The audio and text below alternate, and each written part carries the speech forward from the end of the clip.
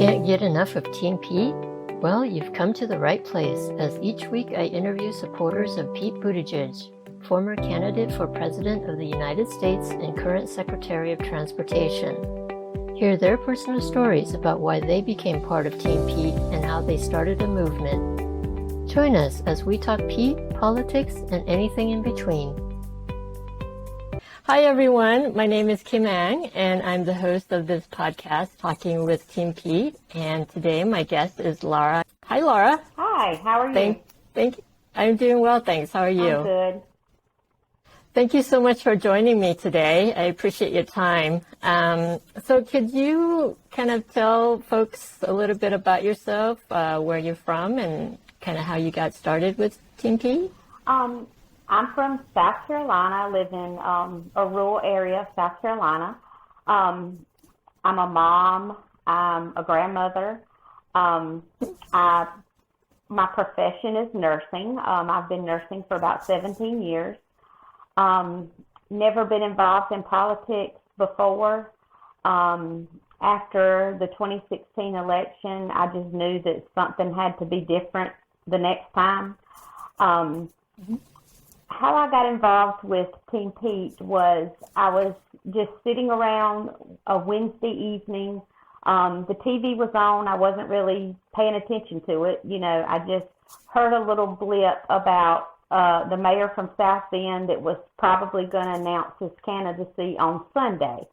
And something just clicked in my mind, and I looked up at the TV, and I just kind of listened to that little snippet of news. I mean, it lasted probably like 3 minutes. And I said, hey, I need to check this guy out because I was looking for a candidate at the time. You know, I was thinking ahead. And so I went online. I kind of looked around to see what I could find. Well, you know, at that point, there wasn't a lot of things to see or read. So I told my husband, I said, I think I'll watch his announcement on Sunday. And so I did, and then I was like, you know, this guy looks like he might be my guy. I said, but obviously just an announcement. I need to research. I need to find out what his platform is. And I said, I also really need to like look at all the other candidates as they start announcing to give everybody a fair shot. So that was kind of where I was at, but I had my eye on Pete, you know, even then. Watched the announcement, and then I just kind of started looking around, you know, things started showing up on the internet more about him and everything. And there was a notice that he was going to come to South Carolina. It was just not long after his announcement, and he was coming to Orangeburg, South Carolina, which is about an hour and 15 minutes from my house. And not a big place, just kind of a little blip. And I said, well, maybe I'll go. And that was kind of like just a thought. And I asked a couple of people if they wanted to go, you know, just because, you know, take the drive with me, you know, just make the day of it or whatever. And, no, everybody was like, no, I got to work, because it was during the week. And so I just decided that I would put my then 4-year-old granddaughter in the car and take her with me.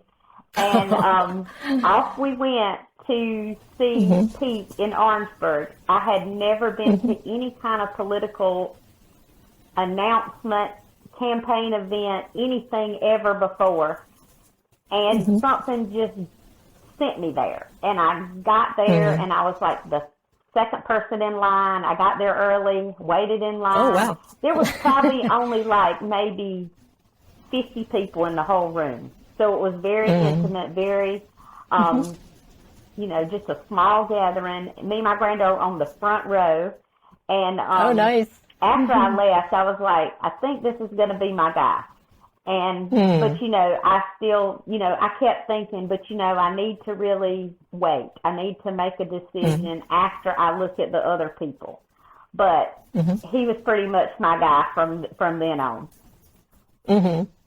So what was it about him that kind of made you, like, did you feel like it was kind of a gut feeling that kind of pushed you there to make you go and then check him out? And then from there, kind of what was it about him? Definitely a gut feeling when I first started, because like I said, I had never been involved in politics before. I mean, I have always been a voter, but I had never done anything like that, and I had never gotten behind any particular candidate. That was not something I ever did. And just listening to him talk, he's so calm. His demeanor is calm, and I think that I think a lot of us were looking for that after the chaos of the president that we had at the time, and just as he started talking, just his policies, especially trusting women to make their own decisions, I was also, as a nurse, the fact that at that point, I was very behind him with the Medicare for all who want it, because I felt that, I didn't want people to be forced into making having to have one particular kind of health care that, because I know that, across this country, unions had fought for people to have good benefits. I don't live in a union state, but I know that, they fought for their benefits, and some of them have way better benefits than, than other people. And so they wouldn't want to give up those benefits. And so, but the people that, especially living in a rural South Carolina, there are lots of people that don't have insurance or don't have, can't afford insurance. And I see that in my job, regularly. And so that was important for me, because I know those patients. I know that people that need to be able to have access to health care, but then I understand there are other people that, have a better option than even the government could provide, even in a new system. So that was important for me. At that time, I was a military mom. I have two sons that served. They are both out now. And I felt like at the time my youngest son was serving then, and I just felt like that he wasn't safe with the commander-in-chief that we had then. I felt like the military had been used as pawns by the administration, and I was scared of where my son was going to end up. And I just knew that Pete would be a great commander-in-chief, because he served and he knows what it is to go and serve and leave your family. And I just wanted somebody that knew how I felt, being a member of the military, as a mom sending her child off to serve the country. Yeah, it just seems like you would put your children's life in his hands, right? And you trust his decisions, I'm sure. So being in the South Carolina area, is there a lot of people who are politically involved, or your neighbors, friends, anything like that? So there, in rural South Carolina, as you know, it's very red here. Such a red state. I didn't know at that time, when I got interested in politics and started following Pete and, kind of getting the lay of the land, I did not know one other person that I knew was a Democrat. I mean, I knew Wow. I mean, I know there are some, I knew there were some, and now I know who they are, but I had no idea about who another Democrat in this town that I live in even was. Wow. I grew up in a very tight-knit family. My family is very, very close. So as I was growing up, I didn't spend a lot of time with friends, because my family did so many things together. And, when friends would say, hey, do you want to go to the river for 4th of July, or do you want to go here, want to go there? my answer was always, I can't. My family's having a get-together. And so I did not forge a lot of close friendships, you know, like as I was growing up. And then now my kids are older. So, you know, when your kids are older, you know, and you're not going to school activities or whatever, you know, you don't have that access to other parents, you know, because your kids are grown and you're not involved in school or ball or dance or anything like that anymore. Right. And I had, you know, work, you know, friends, but, you know, you know, work friends are not, at my job, are not necessarily friends that you go out with and do things with, because I have a supervisory role at work, so there's a line, you know. So I really just mainly spent time with my family, and so there was not a lot of opportunities to, you know, like friendship opportunities to develop and find out what people were feeling or thinking about, you know, the upcoming election. Growing up, like I said, a very close-knit family. You know, the friends of the family are the people that you spend time with, you know, even like older, you know, adults or whatever that come in and out of the family, you know, events or whatever.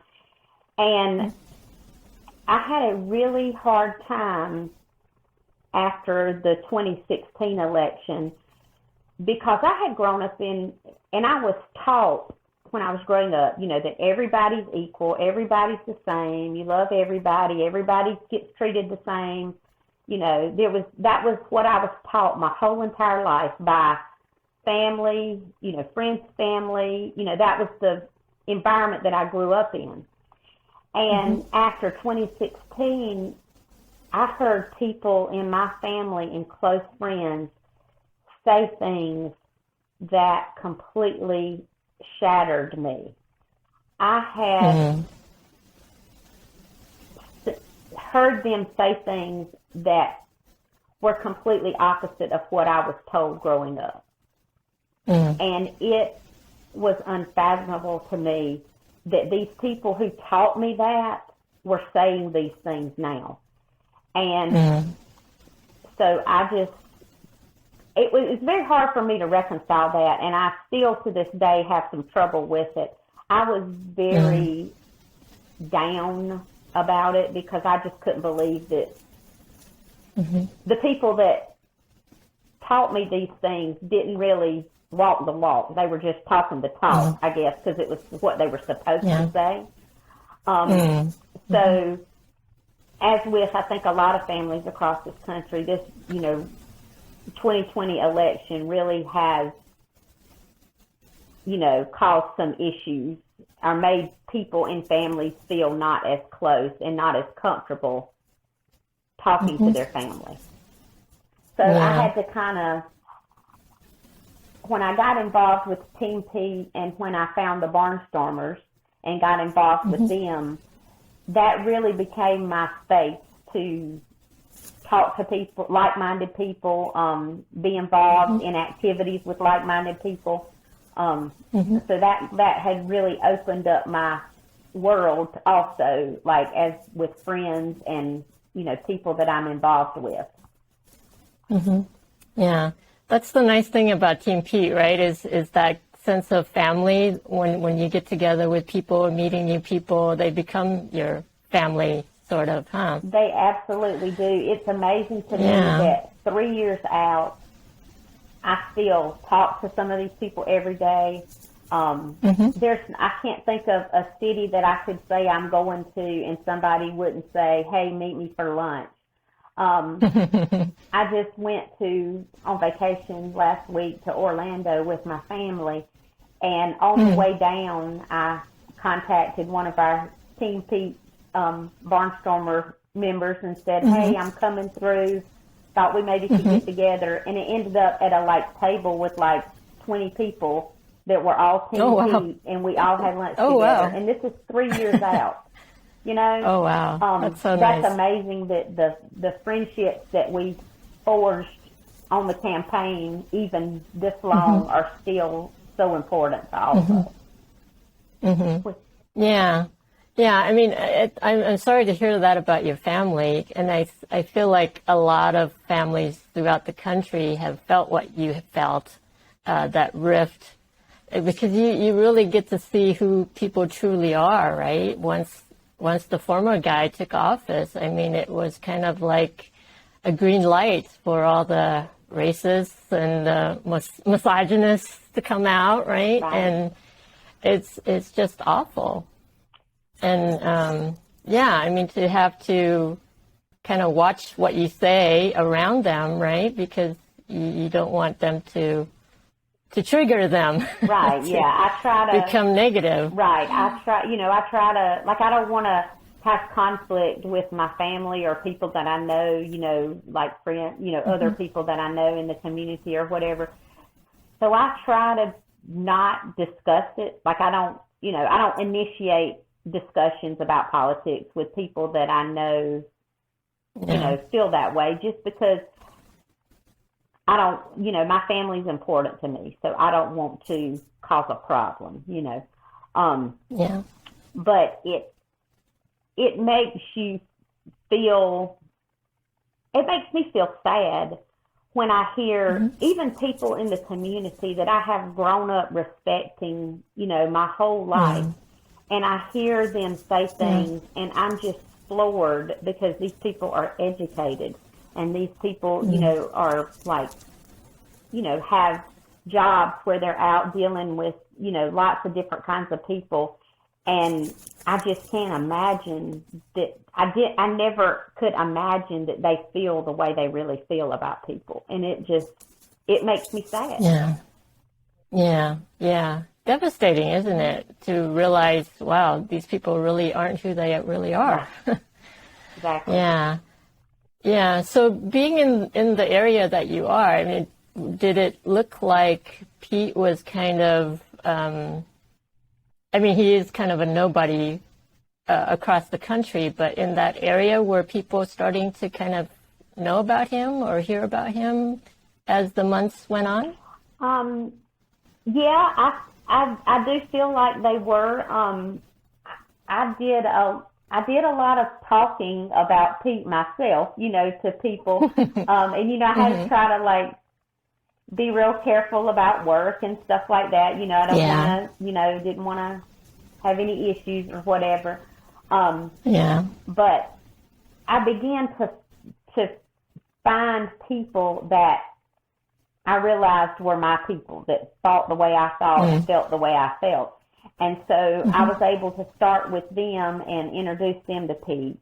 And then I started, they got an organizer in Columbia, South Carolina.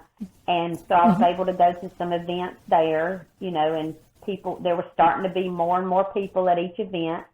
So I felt good about that, people were getting to know him.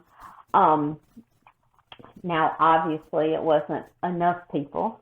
Right. But I figured he would have a hard time in South Carolina, but I'm always hopeful. So, but I will tell you that I was after the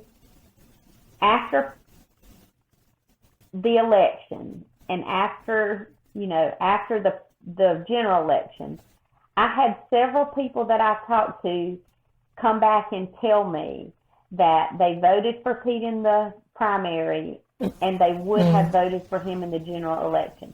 So I felt really good about that he was making headway in the state, and I think that, maybe with, a little more time or the bump that he should have had out of Iowa, maybe it could have been a little different, Right. Yeah. That kind of took the wind out of his sails, didn't it? Iowa, what happened there. And I was hearing a lot of the media saying how in South Carolina that Pete had the issue with the black voters and all this stuff, right? So did you kind of get that sense too? Like he wasn't making headways with them at all? I did not feel that on the ground. when I would go and canvass in especially in Columbia, and I did canvass in a lot of different neighborhoods, some that were predominantly African American, and I didn't have anyone have any negative comments about Pete to make. They knew who he was. They didn't have any negative comments to make about him. In South Carolina, our Representative Jim Clyburn carries a lot of weight in South Carolina with not just African American voters, but especially the African American voter, but with all voters. And when everybody was waiting on his endorsement, whoever, and but him and Biden have been friends for years and years and years and years, and so it was kind of expected that he would endorse Biden, and then the votes fell as expected per his endorsement, I think. So I wasn't surprised about that. But I didn't I didn't hear it on the ground when I was knocking doors and stuff. That wasn't, people weren't mentioning that. People weren't saying anything about that on the ground. I just heard it in the media.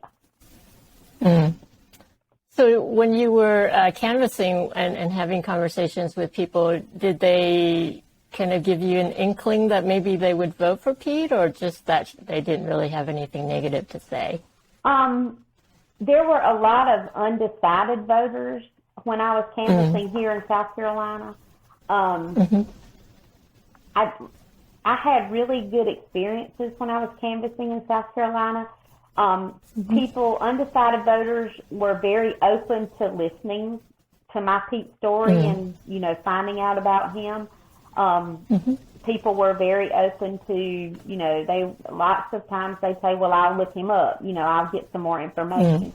I didn't have, there wasn't a lot of, no, I'm not voting for him, I'm not interested, there was a lot of undecided voters when I was canvassing here. Well, there were a lot of candidates to choose from. So. That's true, too, yeah. So did your immediate family, were they kind of on board with Pete, or did you kind of have some convincing to do, too? Well, there were some in my family that were not going to be on board with any candidate that I was interested in. So I didn't even, I kind of just let that lie because, like I said, I didn't want to cause any conflict, But now I had several family members that, listened to me and listened to my spiel and talked about Pete. And I had, I had probably 10 people in my family that did vote for him on the primary. So I was happy about that because, I felt like, it made me feel good to know that there were people, in my family that listened to, and researched and supported him. And so that was... At least they were open-minded enough, right, to listen to what you have to say. So do you think that maybe his reason for not being as popular as he was because of the no-name recognition, or did you feel like had he had more media exposure that people would really get on board with him? Well, I do think that, he did start out from the complete bottom of, nothing. From nothing. Right, right. As he said, he started out at the bottom. I think that if he ever runs again, if he does, I have no idea, that it will be very different next time, because he has, now, pretty much everybody knows who he is, at least his name. They've heard the name. Yeah. They don't know, all the details. They know his name. They know he's somebody involved. So I think I think a lot of it was just the starting at the bottom and having to build, the whole thing completely. Because I felt like he had a lot of media exposure. But I don't know if that's because I was looking for the media exposure that he was getting, or if that was because, I could have just been tuned into that. Right, yeah. Yeah, every article about Pete, right? We knew about it. Yes, exactly. Every time he's... Yeah, and I felt like the media kind of wasn't being fair to him because they kept parroting the same thing. Oh, he's not getting the black votes, and just kind of pushed that aside. And it just seemed like the more exposure he had, the more that he was rising in the polls, that it was threatening to them somehow. Like, who is this guy? And so they would say all these negative things just to kind of put a stop to it. And it just felt like he wasn't getting a fair shake at the beginning, but that's just my 2 cents. So how much did you volunteer for his campaign? Did you kind of go all over the country? Yes. When I got involved, I came across a post about barnstormers, and they were talking about going to Iowa for the LJ, and I was like, oh, that sounds like fun. But like I said before, I had never done anything political. And I had before the Pete campaign, I had only been on an airplane 2 times in my whole entire life. So I was not a big traveler, And so I saw that advertisement, and I was like, oh, I'd like to do that. And then I thought, that's crazy talk. Why would I jump on an airplane and go to Iowa to, do whatever about this candidate that I'm still learning about? And I don't know any of these people. I mean, I don't know any of these people. I'm just going to get on an airplane and go there with a bunch of strangers. That was so not me. That is completely not my personality at all. And I was like, okay, no, that's crazy. And so and then I kept seeing more, things about it, and, people signing, they talk about people signing up and stuff like that. And I was like, I really want to do this. I really want to do this. And so I said to my then daughter-in-law, I said, do you want to go to this with me? I said, I'll buy your ticket. I said, and I'll get a hotel room. I said, so it really won't cost you that much. I said, you want to go with me? And she said, yeah, I'll go. And I said, okay. And so I signed up. It was completely out of character for me. Completely. Everybody that I said that I was going to do that was like, who are you and what are you doing? Yeah. And so I went to that first event, in Iowa for the LJ, and completely fell in love with everything about politics, everything about, and I know people say that sounds crazy to a lot of people because they just have such a negative connotation about politics and the, everything involved in it. But I completely fell in love with everything about politics when I went on that trip. And I decided, they were talking about having another trip, they mentioned that when we were there. And I was like, well, I probably want to go to that too. And at one of we had a event in the park the morning after the LJ, and they asked for if anybody wanted to volunteer to speak about, tell their Pete story or whatever. And I was standing there, and I do not speak in public. That is not something I have ever done. I mean, it'd be, of course, in high school when you're forced to by your English teacher, and you I have a nervous breakdown and get up there and stumble around and can't get my words out. That is the only time in my whole life I've ever spoken in public, and until that moment. And they were asking for volunteers, and my daughter-in-law said, go up there and talk. And I said, no, God, no. I mean, there was hundreds of people at that event, like hundreds of people there. And I was Oh, like, wow. no, I can't do that, you know. And I was standing there listening to some other people go up and speak, and I thought, I came all this way to do this thing that I've never done before. I'm going to do it. And so I went up there and I gave my spiel, told my Pete story, and something about that just changed everything for me. And I was completely all in. I went on every barnstormer trip except the second trip to New Hampshire. I went to Iowa, Reno, New Hampshire, and then went back to Iowa, Vegas, and then we had the South Carolina event. I went on every one of those trips with the Barnstormers campaigning for Pete. So it was, nice. completely, you know, I volunteered. My favorite thing to do on the campaign trail was to volunteer at the rallies. That was like my favorite thing to do. Just to be in that room with all the excitement and, you know, the people, you know, that were excited to be there to hear Pete, the first people that were coming to hear him for the first time. That was my favorite. Yeah, I'm glad you mentioned the part about how it made you fall in love with politics, because I felt like the Pete experience for me made it that way for me too. And like you, I'm not a very political person. I vote, but otherwise I don't really pay attention until Pete came along, and everything he talks about just makes you love politics even more, and how important it is in our lives to choose the right leader.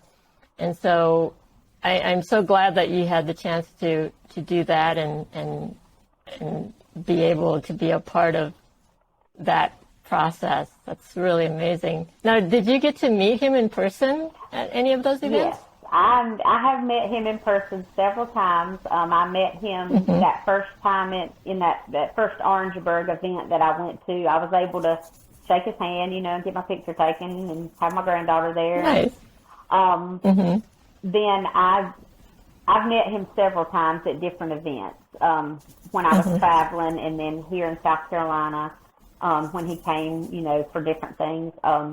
So I don't know. I kind of felt like at some point I'm probably going to end up with like a stalker, like restraining order, because I've been to so many Pete events and volunteered at so many rallies. They're like, oh, there she is. I know the volunteers, the Team Pete members that were running the rallies, they'd be like, oh, here you are. We knew you were coming. We saw your name on the list. So then they like knew who I was, and I was like, I don't know if that's good or not. That's awesome. When you met him in person, was he everything that you thought he would be? Oh, yes, yeah, absolutely.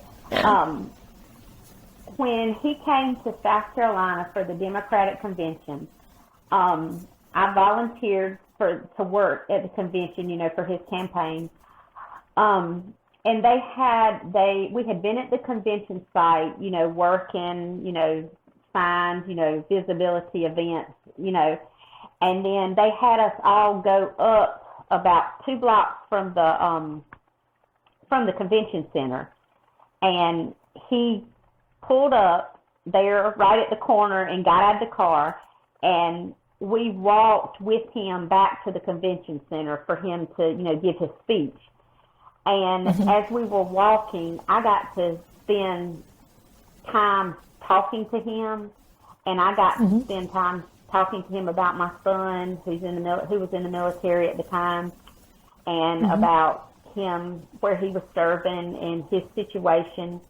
And when we got done talking, you know, we were talking, and he was asking me questions about that, and he turned to me and he said, and I had told him my son's name was Philip in the beginning of the conversation, and he turned to me and he said, please let your son Philip know that I'm with him.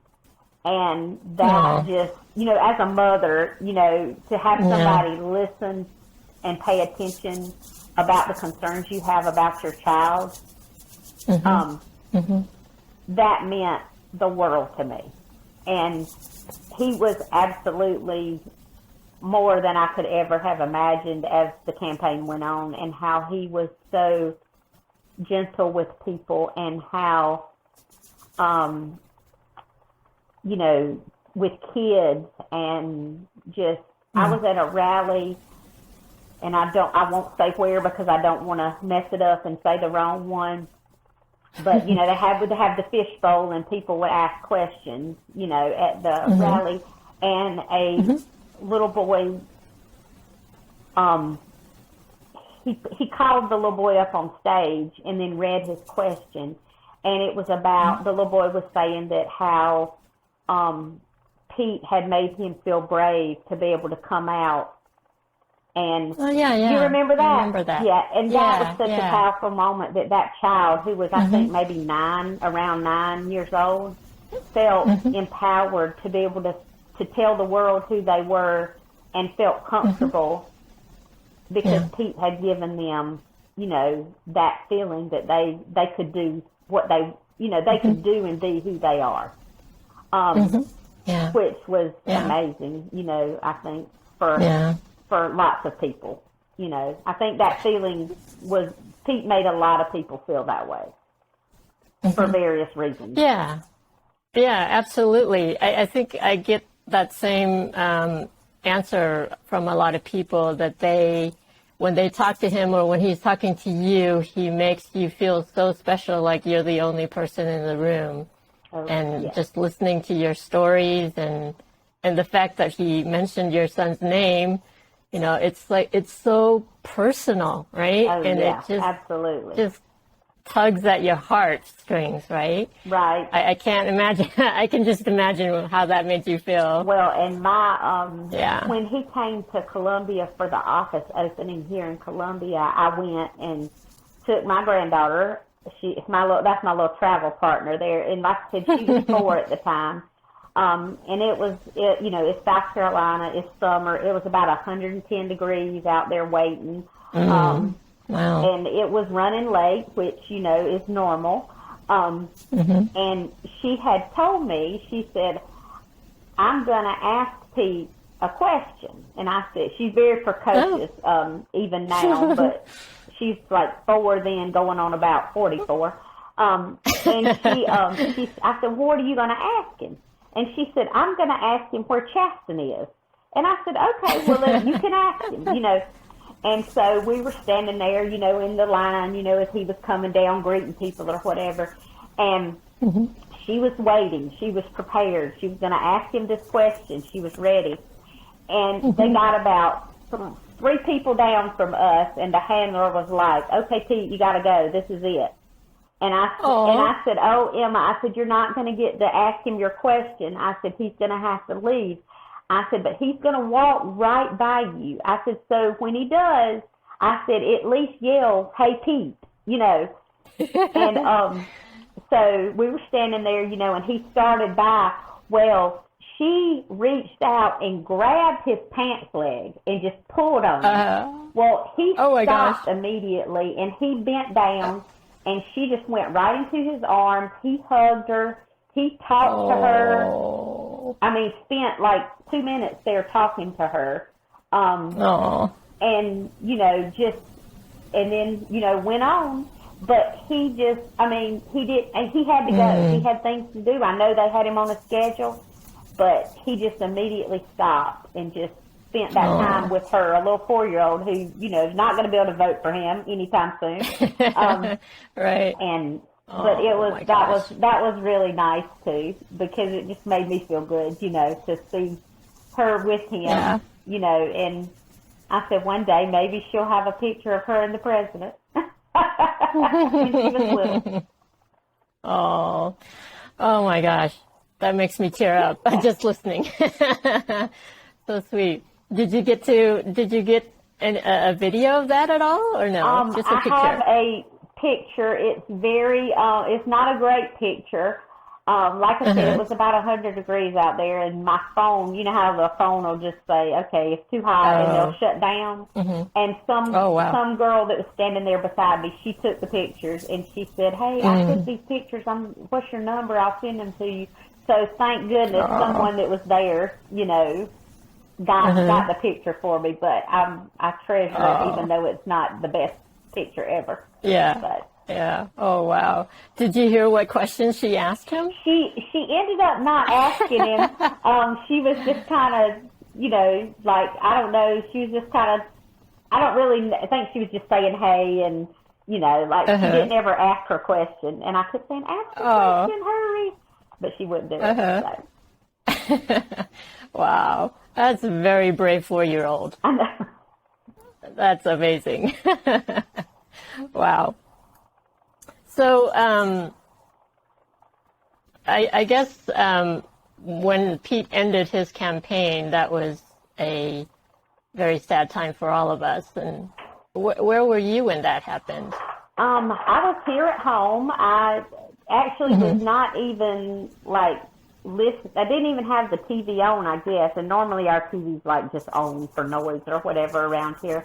And I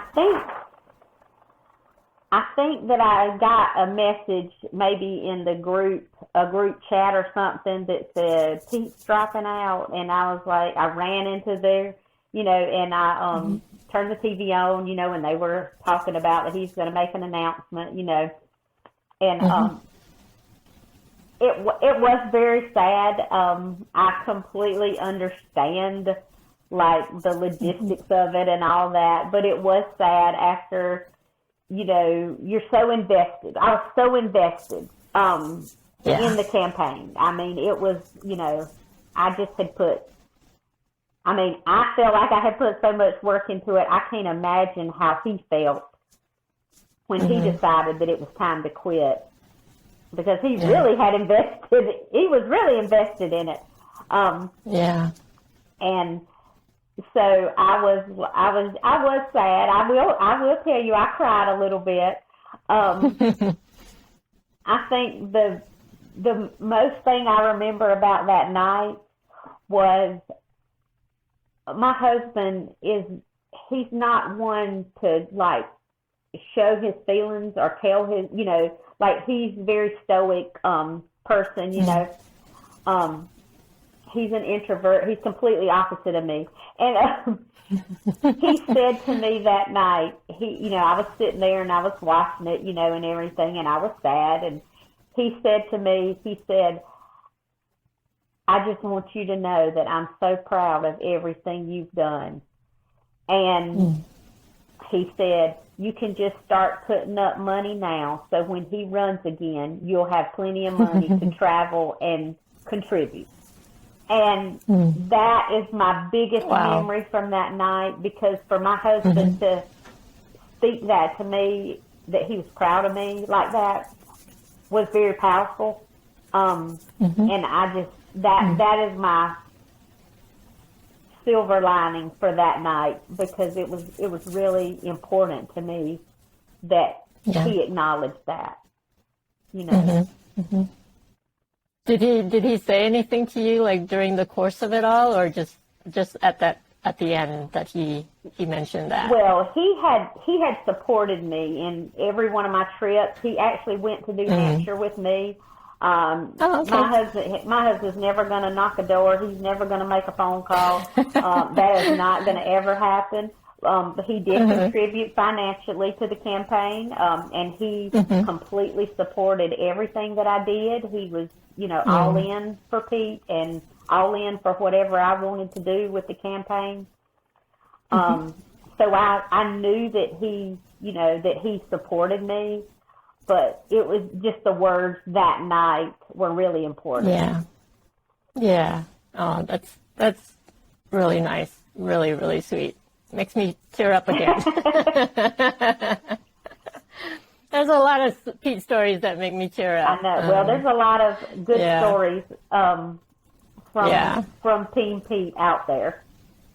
Yeah.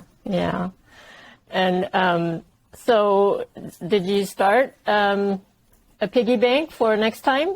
Yeah, I have been. I did try to start a little saving up extra for that. But I have been so involved in the in the midterm elections and everything that I'm spending a lot of my money on stamps for postcarding. I write postcards for a lot of the elections, Georgia.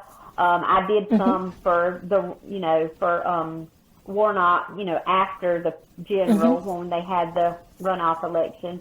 And then I've been writing letters throughout for different campaigns, writing postcards. I'm doing postcards now for the midterms that have to go out at the end of October. So I'm still doing the work. Oh, that's really nice. That's really nice. Yeah, I think I understood from Pete the importance of the down ballot races and what you guys are doing is so crucial with, are you going to be knocking on doors or anything, or just mostly phone calls and postcards? Postcarding is kind of my thing. I like that. I will door knock. It's not my favorite activity. Yeah. I will do text banking. But I thought you were an extrovert. I am, but like when people are ugly, I'm like, oh my God. Like when they say ugly things, I'm like, oh my God. I will do, I have done door knocking. I will do it again. So I guess all through the month of October and the 1st of November, the Barnstormers will be having some trips for the midterm elections. And so I'm sure I'll be doing plenty of door knocking for the month of October. All right. Great. Good job. That's awesome. So is this something that you only do like on the weekends? No, I pretty much whenever, whenever there's a need or whenever there's an event that I can go to, my work schedule is I have a really good work schedule, so I'm able to be available to do a lot of things. Oh, nice. So that's helpful,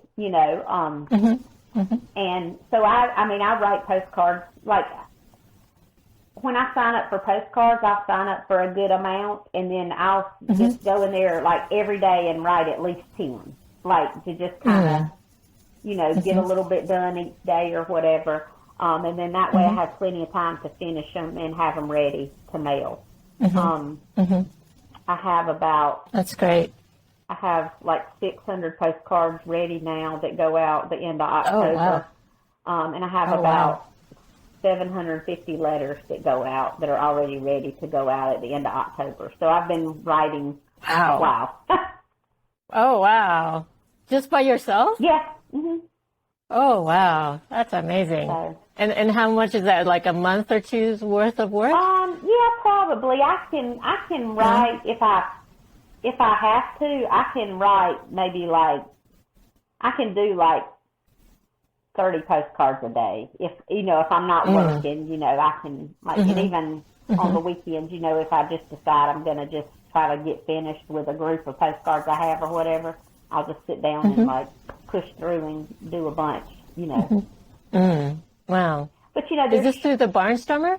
Well, I do some through the Barnstormers. They have different, postcarding opportunities. And then I also postcards to swing states. I write postcards with them. So there's several different ones, that I found, through the groups, that I'm involved in. So that's kind of where I just, great. Find those opportunities. That's amazing. Okay, now you've inspired me. I might sign up for the postcarding. Okay, good. They have some good midterm ones going on right now. Oh, yeah, for sure, right? What do you think the chances are of Democrats winning? And it seems like the Republicans are kind of self-destructing right now. Right. I was worried, and I was feeling a little down.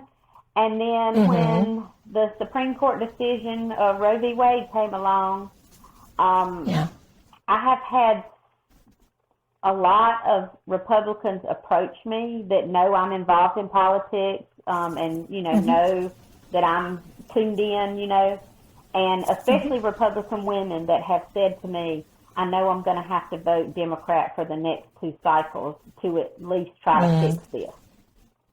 Because they're not happy that Roe v. Wade's been overturned. They're not happy that they're trying to, that they're saying things like, we're going to get rid of birth control and da-da-da-da, things, just crazy talk. Right. And so I've had several tell me that they know they have to vote Democrat the next 2 cycles.